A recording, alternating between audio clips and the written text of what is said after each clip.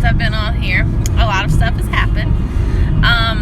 So to start off with, my last post was I found out that even though my tubes were blocked, on the left side had a little bit open, which I knew, and we did IVF, we did a transfer, and somehow little sweetie wiggled his way up in the tube. So I had to have surgery. I chose to have surgery instead of using methotrexate to get rid of the pregnancy. So I had surgery, ended up having both my tubes removed during the procedure, and of course, unfortunately, my little darling. So about a month and a half or so later, period started the cycle again. Frozen embryo transfer this time.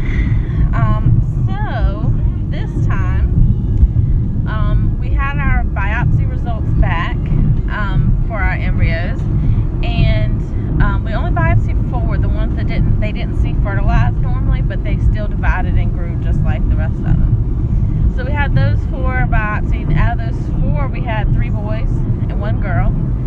So our physician recommended, since we have 3 more embryos that we didn't test, but they fertilized normally and they grew normally, so we didn't feel like it was needed because I have to pay extra. So out of those 4, my physician recommended that we use those, even though they weren't as pretty and as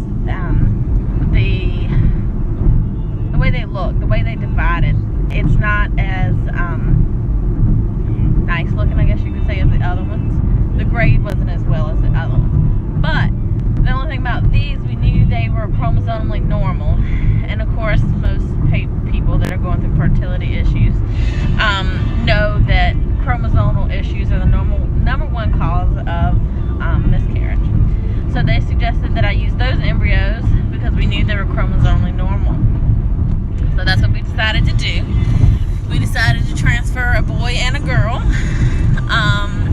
My husband was wanting a girl. We only had 1 girl that we knew of for sure out of the whole bunch.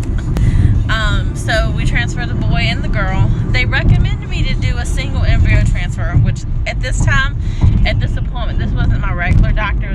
It was a partner of the group, because the day that I started, he was the one was there. And that's fine. They all work together very well, and I have no problem doing that. And he's recommended, just because we knew they were chromosomally normal, just to transfer 1. And he kind of convinced me that day, but as the day went on, I just, deep down in my heart, last time they looked beautiful and they looked normal and only 1 took, which that could have been just a chromosomal issues with those other ones, But I just felt deep down in my soul, I didn't feel comfortable with just transferring 1, because if it didn't work, I really didn't want to have to keep going through this over and over again. So I was like, well, 2 gives me a better shot. And I honestly, deep down, I really don't care if I have twins. I would love it, and I would, that's wonderful. And if I don't, I still at least get 1 baby out of it, and I don't have to keep going through all these transfers and all this emotional stuff, because it's really hard. As most people well know. Sorry, I dropped my phone. So we transferred 2, a boy and a girl, that are chromosomally normal, on May 31st. My husband didn't want me to test until day 14. He wanted me to go get my blood drawn. Honestly, I truly tried, but I'm a travel nurse, so I am by myself some. And this week I had my days together, so I got a hotel, so it wouldn't be so hard on me traveling back and forth, which is only an hour and 20 minutes to my house from where I'm working. But I got a hotel. So basically what I did was I waited 6 days. And I was surprised I waited that long, but I knew last time it didn't show up till day 8. So I was like, I'm not going to push it and try to test on day 4 or day 5, after transfer or anything like that. So I was like, well, shoot, I couldn't sleep that morning. So I went ahead and I had a pregnancy test with me. I had 1 left over from my last batch of IVF. So I was like, well, it's only 1. If it's negative, it's just too early, because, it didn't show till day 8 last time. So I was like, okay, well, I peed on it that morning, like 5 o'clock in the morning.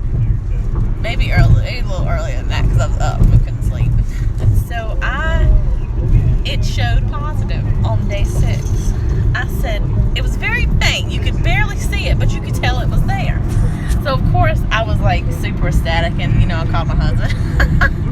And he said, I knew you weren't going to be able to not test, but I was going to try to hopefully get you to that point. But you know, he said, I knew you weren't going to be able to hold back.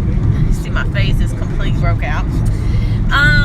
But it's a good reason for it to be. So day 6, it became positive, and it got darker and darker. So I tested a couple days after that, you know, in a row. And then on the 13th or the 14th, I went and did my first beta. And she called me that afternoon, and my first beta was 723. So extremely high. And she was like, Ashley, you're extremely pregnant. She said your progesterone was a little bit on the low side, which I had just started, you know, doing the injections. Or I think that I may have been the first time they did my blood draw. So they had me on IM progesterone and suppository. So I had been doing that, and she said at that point when they drew my beta, excuse me, I got it wrong, because when they first drew my blood to do the transfer, it was a little bit low, so they wanted to keep me on the IM progesterone and add a suppository. So that's what I did, and at that time, with my beta at 723, I think it was, my progesterone was 25, which is perfect. So everything was going great, and then she wanted me to come back and test in a couple days, which of course I was working, so I couldn't. So I come back 6 days later. It was 5,327. So it was wonderful. They were progressing great. You know, I didn't know it was they at that time. So 2.5 or so weeks later, we went back for our ultrasound. Most of the time they do 7 weeks, but because I had so much trouble last time, she wanted to see me in my 6th week. So I was 6 weeks and 4 days when I went in for my ultrasound, which it was on a Tuesday. And there was 2 little babies in there. 2 little heartbeats beating very strong. Their heart rates were 130 and like 132 or something apiece. Perfect, you know, very strong for their age. They measured exactly 6 weeks and 4 days to what I was at for my transfer. And they were just little cuties just rolling away. I have been very, very sick. I was sick from about 5.5 weeks on. I will be 8 weeks on Friday. And really can't hold anything down.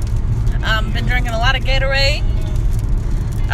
Sometimes more towards nighttime I can eat and hold stuff down, but a lot of times what I do is I eat and I try to take a nap and lay on my left side, my right side, so my stomach can empty a little better.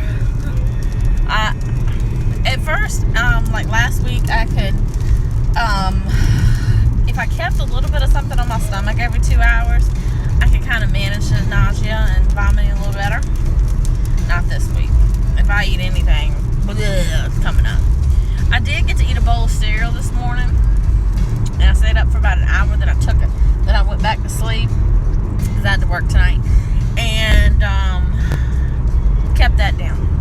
But I did eat some pizza before I went to work because that's what my husband's sweetie pie had put in the oven before I left, and couldn't hold it down very long.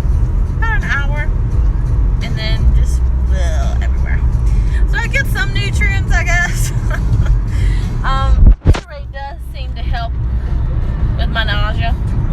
I try to sip on that, and that kind of replaces some electrolytes and stuff that I'm losing throwing up. Potatoes, just like cream potatoes, seemed I can hold them down a little bit. Grapes maybe sometimes.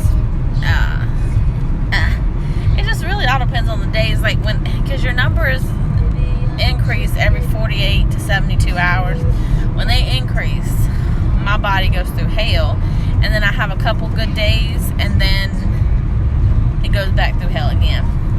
And that's okay, because I a whole lot rather them grow, and just I'm thankful, but I'm also tired of throwing up.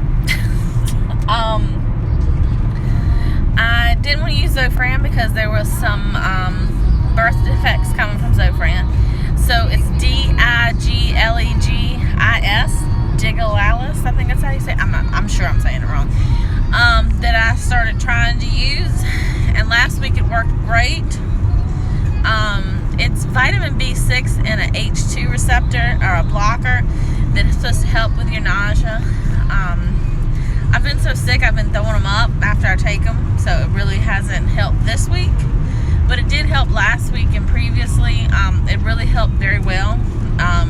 It worked. I think if I can just take it at a point where I've been trying to take medicine where I'm at a point where I'm not so nauseous and I can let it kind of get in my system, but it just hasn't helped me in the past couple days, but it has helped previously. And it's category A, safe for pregnancy. And if you look it up, works pretty well.